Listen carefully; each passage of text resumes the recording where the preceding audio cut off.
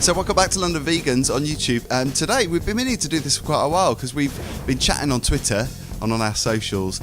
It is blogger and writer Siobhan Gale. Hey Siobhan. Hi. Good to speak to you. Good to speak to you as well, finally. I feel like it's the same, that you chat online with lots of people, particularly other bloggers. You chat to them all the time and you feel like they're your friend and that you've met loads of times in real life. It's funny, isn't it? I know, so it's good to actually chat, finally. And to get you on one of our videos too. I know, I'm really, really excited. You're giving me inspiration to hopefully start my own channel. Because we're doing this, you've got me thinking about it, and I might actually do something today. That's amazing. Got me inspired. Oh, well, we should be keeping our eyes peeled. Oh, thank you. We should say congratulations, because you've just scored yourself massive success with one of the magazines, one of the vegan magazines, which is vegan. Is it Vegan Food and Living? It is Vegan Food and Living, yes. It's the February issue that you're in, isn't it? You've written a piece in there. It is, yes. How did that come about? Because that is big news. I mean, for any blogger or writer, especially bloggers that are just starting out, I know you've been doing it a while, but that is the ultimate, isn't it? You want to get yourself in a magazine and get your name heard. Yeah, no, definitely. I've been a big fan of them for a while. I've probably been reading it for like a couple of years. So that VeganBabeLife, all the big like vegan like publications, that's definitely like the dream to get in there, either that they write about you or that you write for them. Have you had much feedback from omnivores or people that aren't vegan yet, maybe vegetarians that are, you know, kind of on that journey, they want to get more influence and more education about it? Do you know what? It's mostly people who are vegan already, but because we've just done Veganuary, there's been a couple of people because of that, but it's mostly people that I know and that I already speak to, but I hope, obviously, because it's in there, it came out at the end of January, so we're still on that Veganuary like time scale. Right. So I'm hoping people that did do that did sign up in January, or even people that are just starting to do it, I'm hoping that they'll pick up things like that, because it's a great resource, isn't it? There's loads of recipes in there. They always have articles to kind of help you along the journey. So I think it really does apply to everybody. That's why it's really, really exciting for me. Now, you live on the south coast. You are probably in one of the best places to be a vegan, because you're near Brighton, aren't you? Yes, absolutely. It's definitely one of the best places in the UK to live. There's so many great pubs, restaurants. There's even a lot of businesses here, like I was saying to you earlier. The Raw Chocolate Co., they are actually in Sussex, and there's a lot of other great companies like them that actually are down here. So it's a great place to live. You've got everything on your doorstep you could possibly want. How long have you been vegan? When did you decide, and what was the turning point for you? Because I know when it was for me, it was about 2 years ago. I've been vegetarian since I was about 7. Awesome. And then it was almost like a light just went off. It was so bizarre. It was a really instant thing, but I wish I'd done it sooner though. That's my only regret, I think.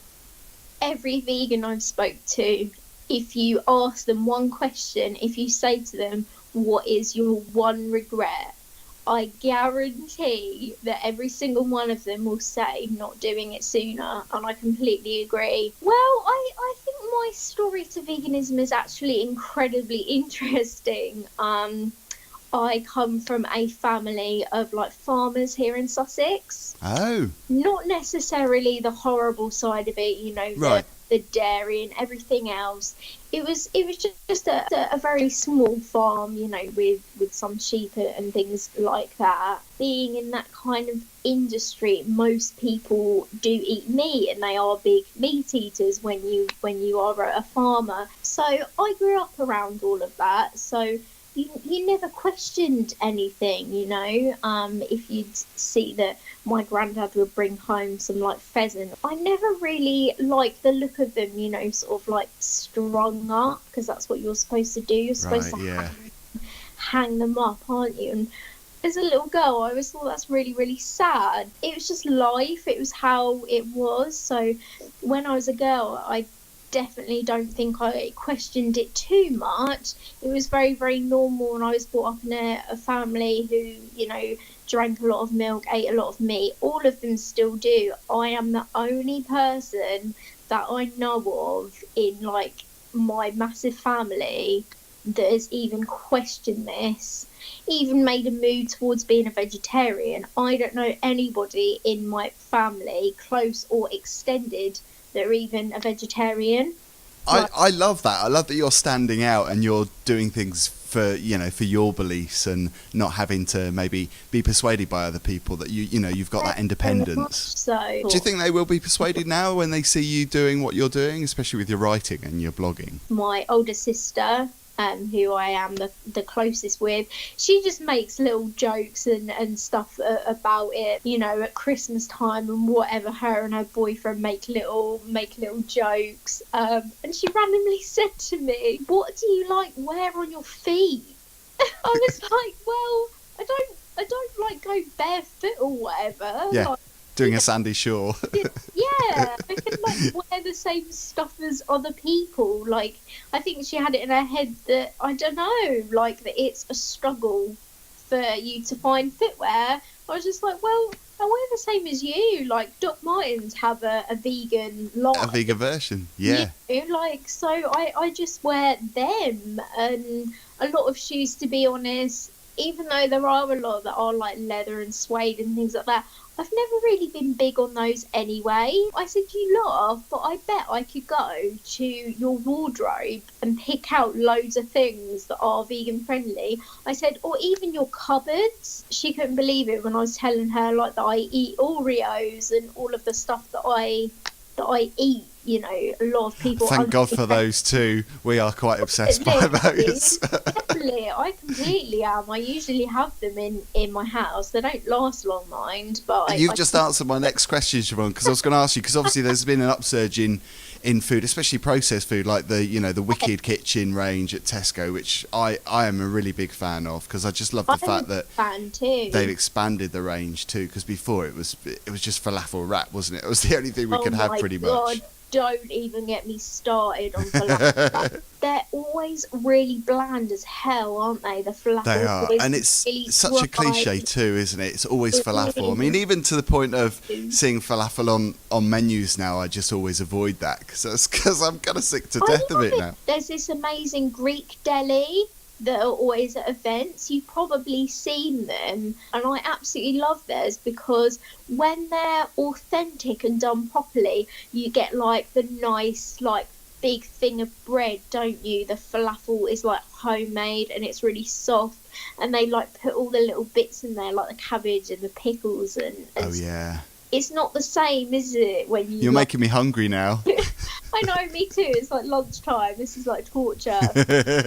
I'm not eating right now, to be honest, but I want it to be good and not eat. It's a bit distracting, isn't it? And when you're talking, me being like. So what's the most exciting thing you've seen recently? Because not just about food, but just on the vegan scene generally, and obviously the upsurge in veganuary and the people taking that on and the new subscribers to that's pretty exciting, isn't it? And especially for a writer when you report on that. A lot exciting stuff. I have to say, food and clothing, that type of thing, is probably winning it for me. Veganism, as you know, it's so much more than that, isn't it? But it's so much more than food. But because that's such a big part of our lives, I think that's where most of the exciting stuff actually does happen. I mean, what food do you always go back to if you've got a comfort food? You mentioned Oreos. Oh God! Is there like a main meal that you always rely on, or maybe a breakfast? Yeah, really simple stuff like mushroom, avocado, or like hummus on toast. I love that. I eat that all the time. So good. I'm really, really obsessed with NutriBuddy breakfast. I absolutely love that. I make those shakes up every day and have that every morning. And aren't you obsessed by tea? Haven't you got 100 varieties of tea?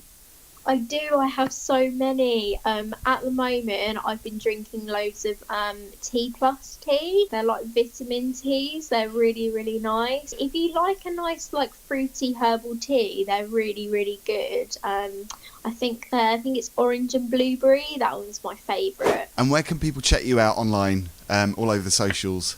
I am everywhere. I am on everything. Obviously, my blog is at veganbabelife.co.uk, and then I like to be consistent across all my social media. So my tag for everything on Instagram, Twitter is VeganBabeLife. Listen, Siobhan, it's great chatting to you. I think you might be our first Skype interviewee as well, which is good. Oh, really? Yeah.